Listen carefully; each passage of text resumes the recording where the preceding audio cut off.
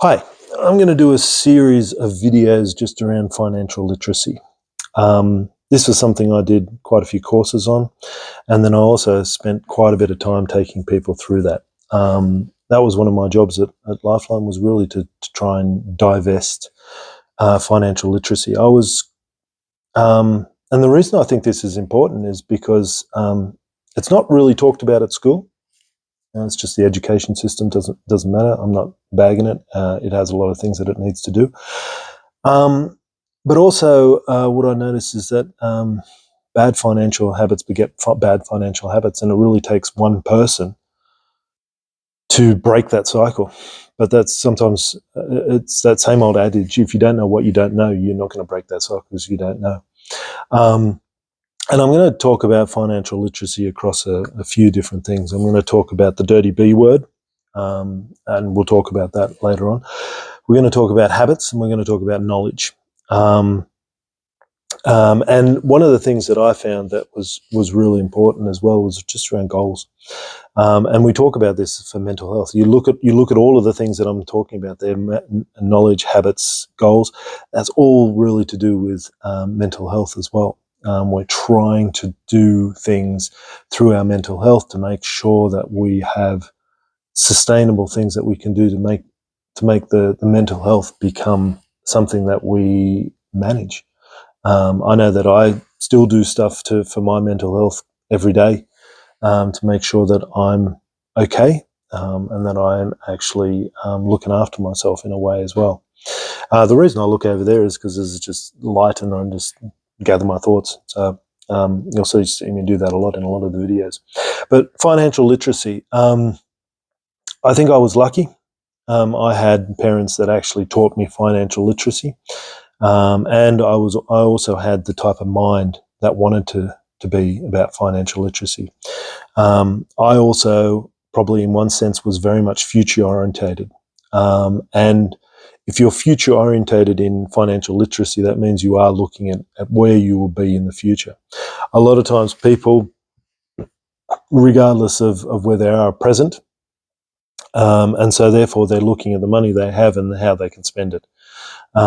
What you need to do is you need to sort of change your outlook to be a little bit future oriented. I think myself, I took it too far. I was constantly thinking about the future and not thinking about the present. And that's probably one thing that I have learned through this financial literacy for myself, is that I need to have a bit more of a balance between present and future.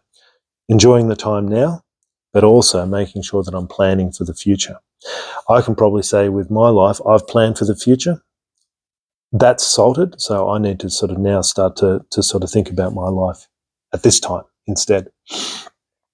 Because I think that's a little bit more important right now in terms of where I am in the stage of my life.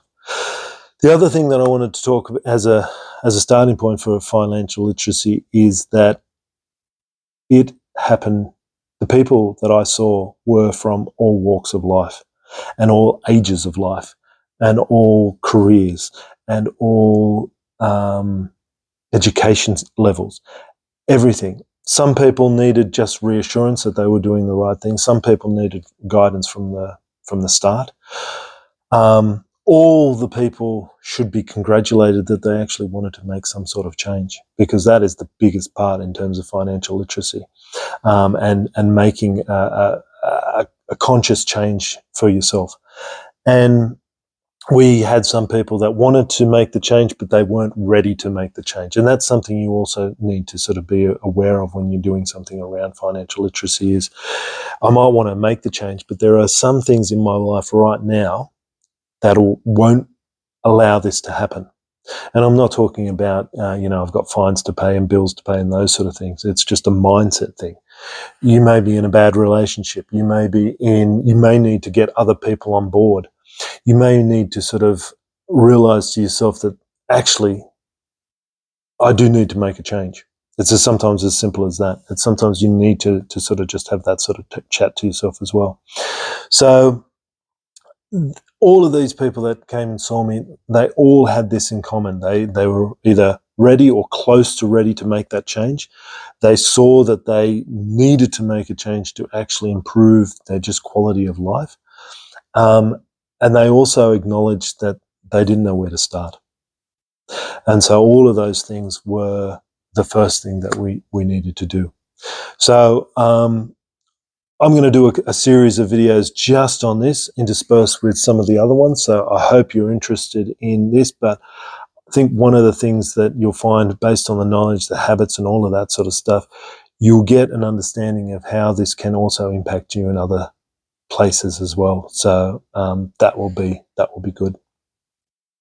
So I hope to sort of have a couple of these sessions. I'll flag them in the videos. Hopefully you'll like them and you'll find them very interesting, and we can then sort of build upon the knowledge as we go along. But hopefully you'll stick around. Again, if you're liking sort of the content that I'm putting, give me a bit of a thumbs up and a bit of a spread me around, as it were, so that other people can get this as well. But hopefully the next couple you'll get some help out of.